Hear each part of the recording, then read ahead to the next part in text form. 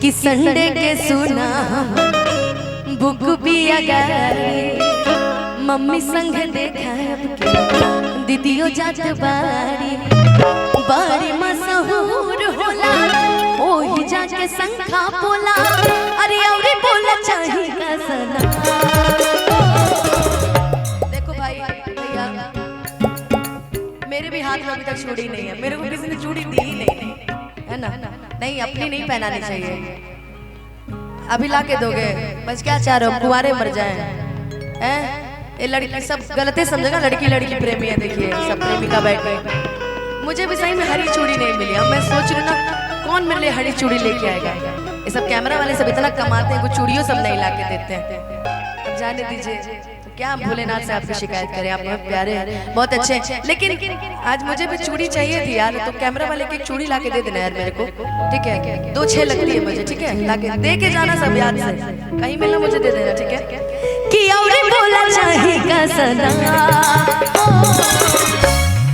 चूड़ी दिया राजा ले आई है रे सावरना पहिरी के नजर चमचा अब बोलो चूड़ी हरिया ले आई है रे सावरना पहिरी के नजर चमचा संडे के सुना पिया गारी मम्मी संग देखा जग बारी बड़ी मशहूर होला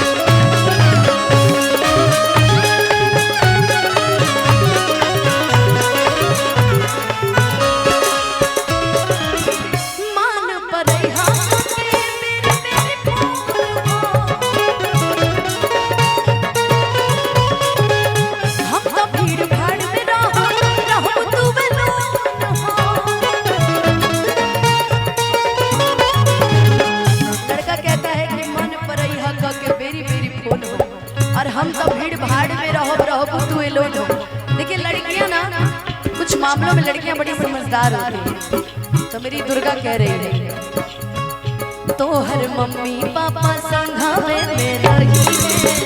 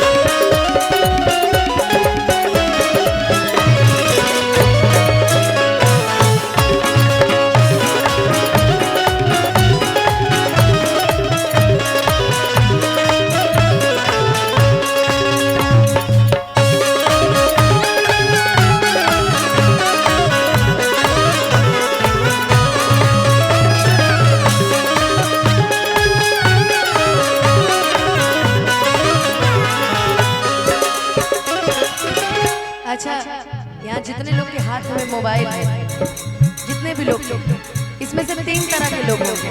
बस दुर्गा ध्यान देना। तीन तरह के लोग होंगे। एक होंगे जो फेसबुक पे लाइव चला रहे होंगे, एक होंगे जो वीडियो बना रहे होंगे, और एक होंगे जो अपना गर्लफ्रेंड को वीडियो कॉल किए होंगे और कह रहे होंगे कि देखा ना अनुपमा यादव के जो कार्यक्रम होता है पूर्णिया शिविर में। कुछ ऐसे भी होंगे। देखो जितने हेडफोन लगाए सब पक्का किसी को वीडियो कॉल पे लिए होंगे। सब हेडफोन सिस्टम हो गया है ना। कहीं रहिए मिन्न मिन्न बतियाते रहे। हमारा अभिजीतवा खुद बतियाते रहता है दिन भर बतियाते रहता है, कोई काम नहीं इसका। वीडियो कॉल करब तू करे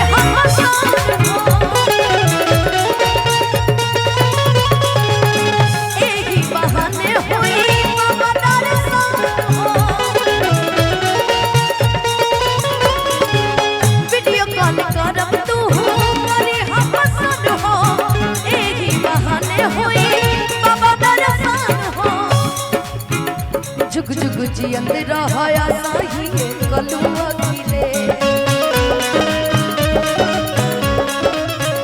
तोहरे